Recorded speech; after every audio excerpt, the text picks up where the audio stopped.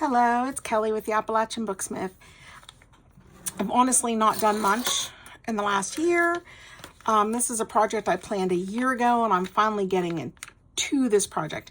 I am going to be creating Momigami.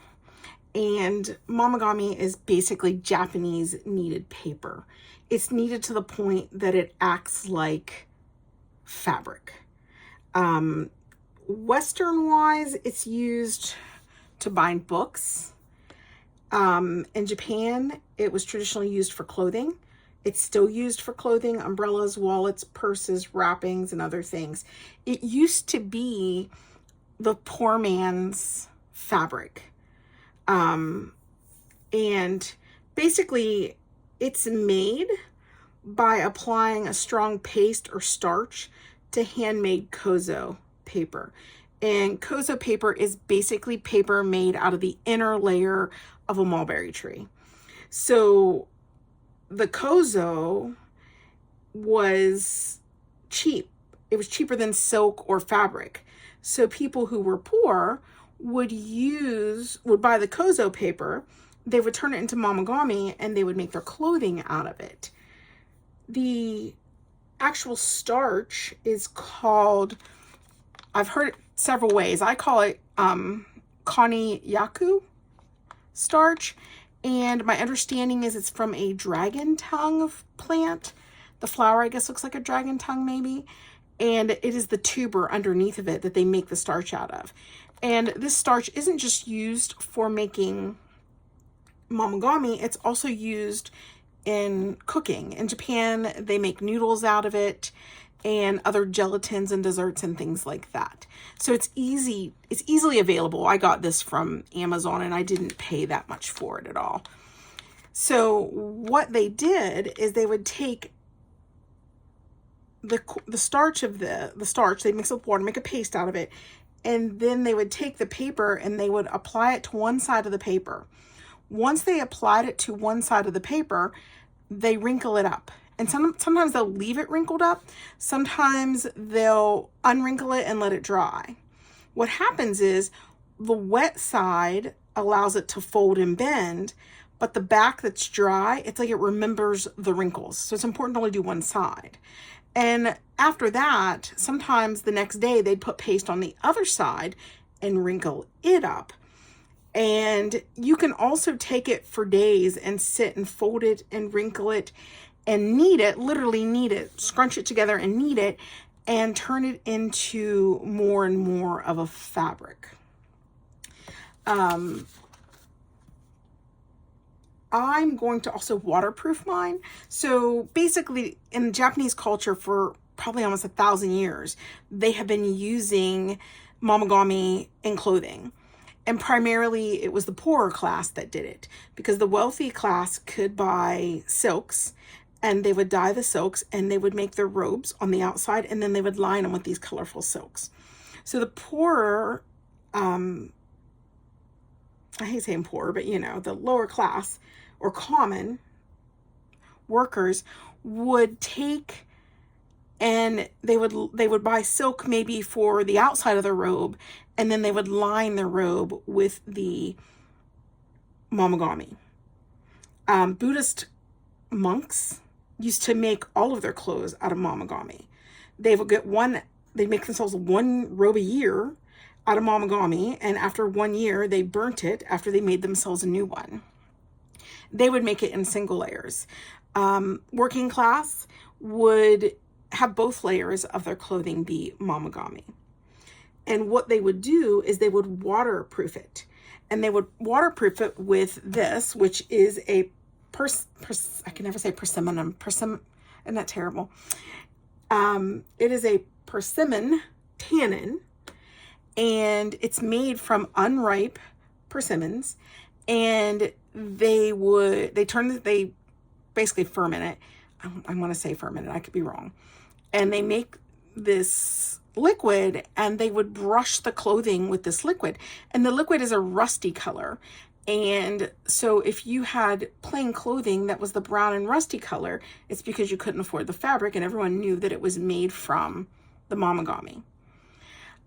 Interesting fact is that they have found robes that are 500 and 600 years old where the silk, the outer layer, is completely deteriorated away, but the Momigami that was treated with a persimmon tannin still exists. So it's pretty cool. So what I'm hoping to do, I'm hoping it works. I'm going to use this konnyaku powder to make the starch. And these are both imported. They're made in Japan. I also got the paper, the kozo paper. So this is the very thin, fine kozo paper. And I thought it would be fun to get some that was more fibrous. I thought that'd make really great book covers. And then I found some that was in between. So you see the big mulberry fibers in there, but it also has the fine paper in between it. I thought that would be a lot of fun. So what I'm going to do is I'm going to turn this into Momigami, and then these pieces I'm going to treat with the persimmon tannin to waterproof it so I can use it to cover books. I thought that'd be fun. I'm also going to try some different papers. So I have, let's see if I can scooch you guys up a little bit, maybe. I have napkins, I have tissue paper. I found some natural fiber papers that are made here in the United States. Some different papers. I think these are kind of like those Tim Holtz papers, but I don't think they're his. Some paper that I hand dyed. I'm going to try some of it, see what happens. I've got some parchment paper, some really good parchment paper. I've got this paper that already acts a little bit like a fabric, but if you bend it too much, it'll tear. So I'm curious as to what will happen. And I have this kind of tissue paper with the holes in it. And then I have this little map. I think I might try some old antique music paper too. But I thought, hey, why not? Let's try it. Worst could happen. It doesn't work. So basically, you take, I think it was a 1/2 cup of water to a 1/4 cup of the powder. I've got an entire cup here because I plan on using a lot of it. So I'm going to do a 1/2 teaspoon of the powder. And I will say I've watched a couple people do this, and they say to put a little bit in, kind of let it bloom a little bit. Put a little bit more in, let it bloom. Give it a little stir maybe. Oh, it's already getting pretty gelatinous, that's wild. And put a little bit more in. I did read that depending on the quality of the powder you get, it could take more or less. I have no idea what the quality of this is. So now is the less than fun part. You literally have to stir this for a 1/2 hour. So when I stop this part of the video, I'm just gonna go and I'm gonna sit in front of the TV, or I'm gonna watch some YouTube videos, and I'm just going to keep stirring this. So you stir it for about 30 minutes. After 30 minutes, you then, I'm gonna put a lid on it, and every 15 to 20 minutes for 2.5 hours, I'm gonna stir it. And then I'm just gonna store it in the fridge, and then tomorrow I'm gonna treat the papers. So when I get back in a moment for you guys, I'll be treating the papers so that you can see how that works out. This is really, I was told it would take a long time to even gel up. It's already starting to gel up. I might have to dilute this eventually, but Momigami, that's what we're doing. I'll see you back in a moment. Okay, I'm back. It has not been but 30 or 40 minutes. This has gelled up so nicely, and I might regret this, but I decided I'm just gonna do it. When I decided to do this a year ago, I bought a brush just for applying this to the paper. And honestly, I have no clue where that brush is. So it was a big Japanese brush. I think I'm gonna try these sponges I had purchased for my students to use for a project. And I might regret doing this early, but I thought, I've got more of this paper. I'm just going to try one, see what happens. And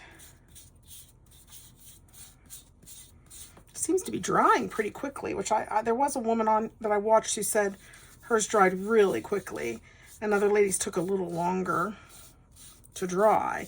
And it's not a sticky starch, so you can't make glue out of this or anything like that. Since it's not sticky, you can work with it pretty quick. You don't have to, it's not going to stick to itself, basically, which is nice since you're going to be wrinkling it up. Now, I have watched a couple videos and I've read some articles about Momigami over the last year or so.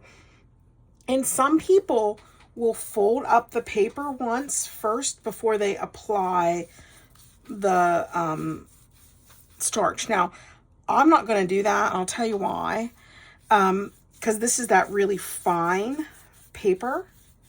Since it's the really fine paper, it's going to fold just fine. But if I did something thicker, it probably would be a good idea to fold it first. Yeah, this is completely saturated and covered. And in general, they say to kind of scrunch it in this way towards the middle. Okay, so this paper was way thin because it went right through it. So I don't think it's going to matter. Okay, well, that didn't work out. And this is the actual paper they said that you use it for. Well, that's odd. Well, it went right through the paper. And so I don't know if it'll affect how it holds the wrinkles, because they said the dry side remembers the wrinkles. I don't know.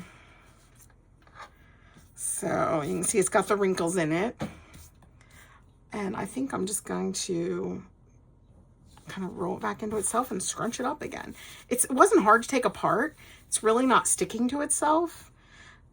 This paper is very fibrous, so it's holding up quite nicely, actually. As thin as the paper was, I thought it would start falling apart or ripping, and it's not ripping at all. So that's kind of nice. I've seen where people make this and then they leave it in a ball overnight like this because it doesn't stick to itself. I've seen where other people get it to about this point and then they will hang it up for the evening and just see what happens. I think I'll do them in a few different ways. So I'm just going to scrunch it up. I'm curious with the in-between paper, which I left really big. So this is the kozo paper that still has the big tree fibers or the fibers in them. So why not? Let's try her. This might be a complete disaster also. We'll find out.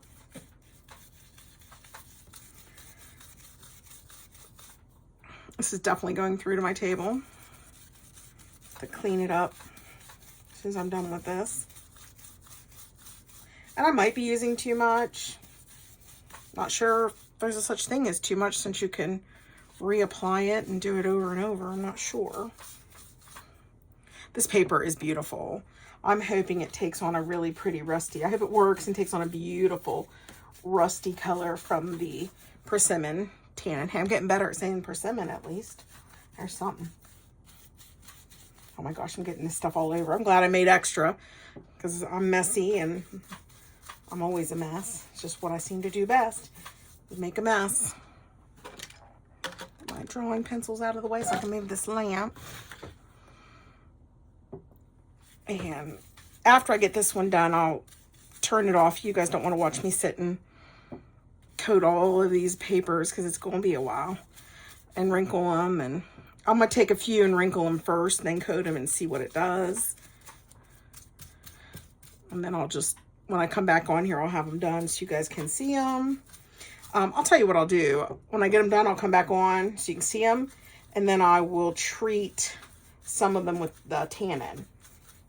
See how that applies and see what happens with that. Well, that's cool looking.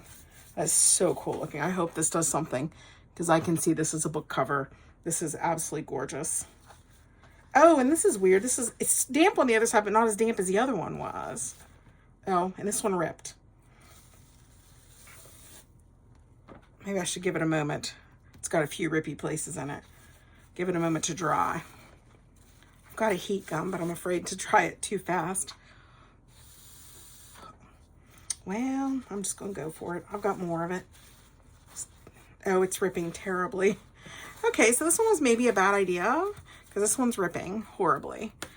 I think what I'm gonna do, since it's ripping, is I'm just going to leave it in a ball like this. Actually, let me fold it so it'll be easier, maybe.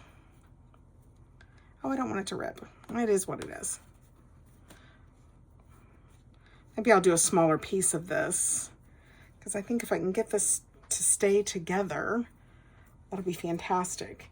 Because I'm wanting this more for bookmaking. The other ones, the tissue papers and things like that, I am wanting to, oh, that looks cool. I'm gonna just leave this one wrapped up until, but the other ones I'm doing, I want to use them to quilt them together like they're fabric and make book covers that way. So I'm still gonna be using them in bookmaking, just a little differently. So I almost feel like it's those bigger fibers are in there that are tearing through the paper. Like see what I'm saying? They're kind of like here. It's the big fibers that are tearing through. Maybe I should lay it out. Undecided, but okay, what I'm going to do, oh my goodness, it's going all kinds of pieces. I'm going to test the rest of the papers and let these dry overnight, and I'll be back in the morning for me and a few minutes for you and let you see what happened. Okay, it's the next day. I am back. It ended up drying really quick, and so I was able to do several things with it last night, but it was too dark to do a video.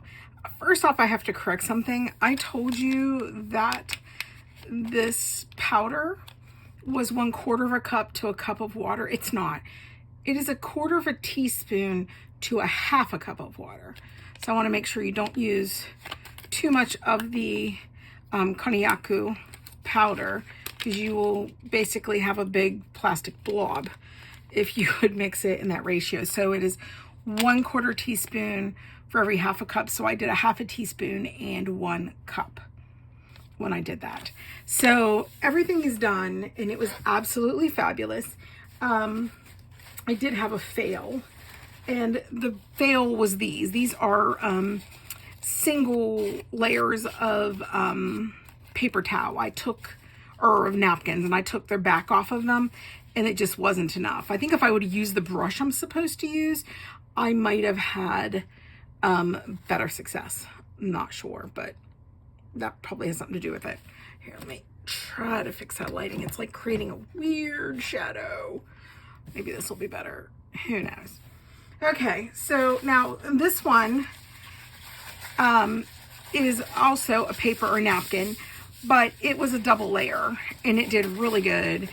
I love the texture of this, and you can keep kneading this Momigami and kneading it over and over again, and the more you do that, the more it will act like fabric. I did put a hole in that when I was putting the solution or the starch paste on this one. I think I should have used the right brush, the one that I lost. If I'd used the right brush, that probably wouldn't have happened. So here are the 3 kozo papers made out of the mulberry, and I totally get this thinner paper. It does have a fabric feel. It's really neat. It was already strong paper, but there's definitely a difference. I think I'd like to try something a little heavier than this. I'm gonna go ahead and order it, but no, this is absolutely fantastic. I can definitely see this being used in a journal. The texture is amazing, and it's not sticky at all. I know there's some people who create Momigami using oil, lotion, vitamin E. I think I've used it with glycerin, and I've done that too. And it's like, I don't know, it's like wet and it leaves marks everywhere. There's nothing going on with this at all like that. It's not wet, it's not damp, it's not sticky, it's not tacky. It's really rather nice, actually. This is the one that had all the holes in it, and it is incredibly cool. Again, it has that fabric-y feel to it now. I think I'm going to treat this one a second time also. There's going to be a couple that are going to get a second layer of the konnyaku paste. This is the one that kind of started to rip, and I think it ripped because of the differences in the sizes of the fibers. I'm wondering if this light is actually making things worse. I don't know. I have to look up under. It's weird. But yeah, I think these larger fibers with the smaller fibers is why the ripping occurred. But I'm going to be straight up with you. I absolutely love that.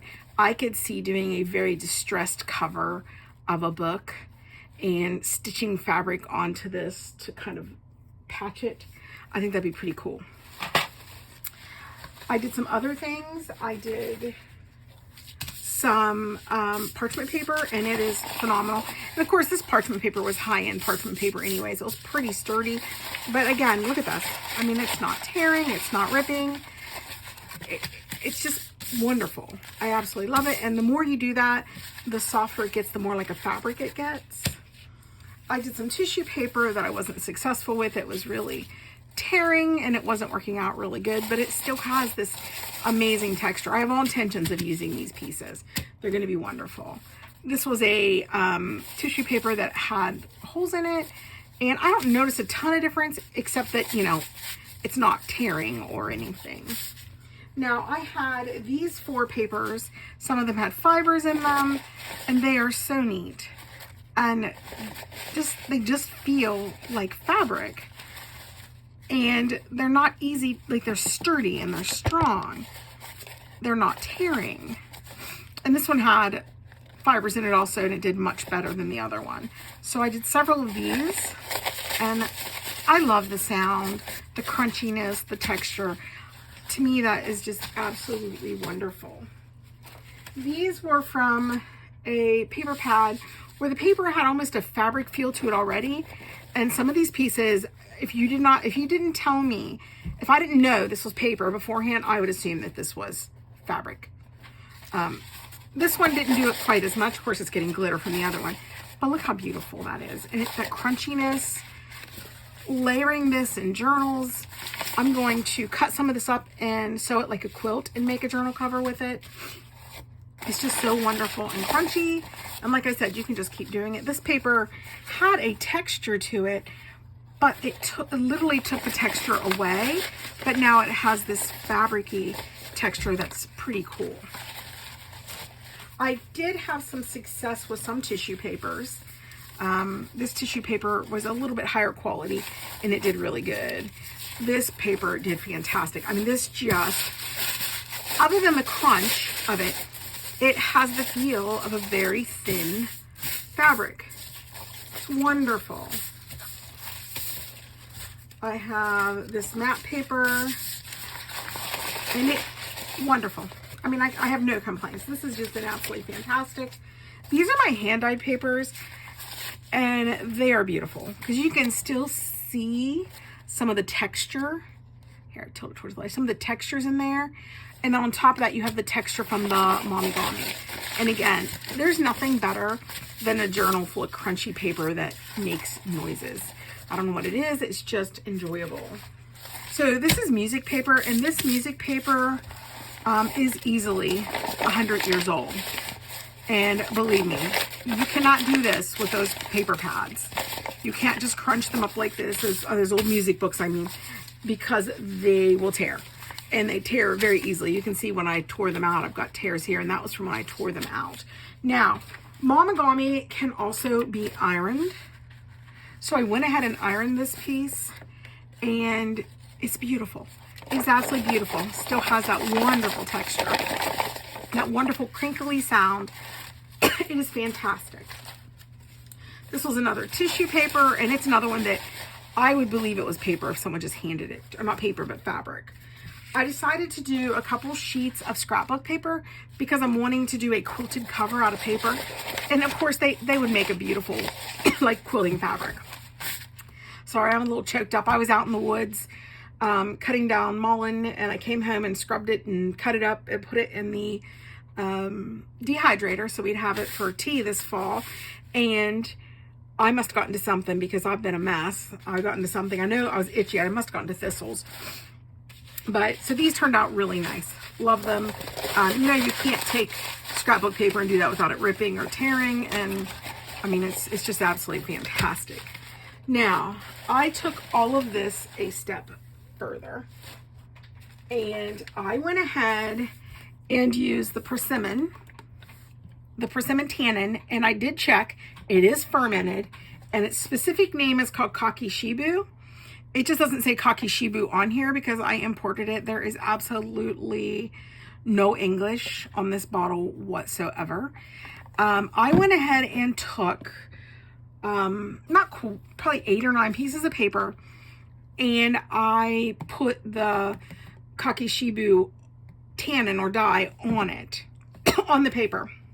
And it made the paper sticky, and I laid out aluminum foil, and so I then, you know, coated the top of the papers with this, and this morning it was stuck. So I had to put it in, I had to use a heat gun to get them to release themselves, but the results are phenomenal. So I just kind of wanted to show you. This is what my parchment paper looked like originally. This is what it looked like after it went through and became Momigami. This is what it looks like after I did the kakishibu liquid on it. It is fantastic. It is crunchy. It is kind of slick. It's now waterproof. I just absolutely am in love with this dye. I am going to go ahead and dye the back also, but I can definitely see this on the cover of journals, junk journals. I can also see this as pages in journals because I love these wonderful surfaces. They're just fantastic. I did the same thing with the music paper, and again, I'm in love with this. And I went ahead and did a little research. I guess this is, if this is out in the light, in the light, it's going to get darker and darker as time goes by, which I really love. I think that's pretty awesome. I took a piece of the more fabric-y paper and I used it on there, and I wanted you to see, and I don't know if it'll show up very well. Let me tilt it towards the light. This was the original orange, and this is the bronze color it took, and again, has that wonderful crunchy feel to it. I absolutely love it. Then I decided I might as well try a fabric. I'm not as big of a fan of it on the fabric, but if you're wanting a grungy look, this works. And again, the fabric is now waterproof. I think it's a really good way to make book cloth even. I think you could take some canvas and just paint it with this and get that deep, rich color, and then you have that side that's waterproofed. And of course the other side looks absolutely horrible, but not a huge fan. And again, it could be because I use ticking. I don't know, not my fave. Oh, I did, this is phenomenal. So this is the original style paper, and this is not Tim Holtz, but Tim Holtz has this. This is the paper after it becomes Momigami. So it does shrink because it's wrinkled. This is the paper after Momigami and after it's been treated with the kakishibu tannin stain. This is remarkable. This is definitely one of my favorite things from this entire process. Just know that was so crunchy, so wonderful. Loving this. Well, then I thought, what would happen if I just took a regular piece of this paper and used the kakishibu on it? So it also got this beautiful rich color, but it's more pliable, but it's definitely not, didn't get that fabric texture. This, oh, I'm definitely using this in a book. I cannot wait. This is the kozo or mulberry bark, I should say inner bark paper. And I love this. This is fantastic. And this is the one that was just a bunch of large fibers. And I can think of so many uses of it. I even kind of like this side. This is remarkable. Fantastic. There was also, I saw a woman on TV, and she's an artist, and she does Japanese art, and she makes Japanese papers and uses Japanese dyeing, and she scrunched the papers up. The kozo paper, this is also made from the mulberry bark. She would scrunch things up like this and then apply the dye to them, let them sit overnight, and then opens them back up. And again, I'm absolutely in love with this. This is fantastic. And of course, this came through to both sides. And I see all kinds of uses for this. I mean, you could take a piece of this almost like you're tie-dyeing and scrunch it like that and just roll it in the dye and let it set, or roll it. There's so many things you can do. And again, you can see I'm not being delicate with this paper. It is turned, again, it's got that fabric consistency. There are 2 or 3 women who are doing these techniques on YouTube. I can't remember them at the moment, but if you look up kakishibu, which is spelled Kakishibu, you will find people using this. You can also buy the kakishibu on eBay and Amazon. And if you are interested in the making Momigami, then you will need the konnyaku jelly. And there's another, some places don't call it that, they call it, I want to call it konjac, Konjac, which might have more to do with the name of the actual plant that these are made of.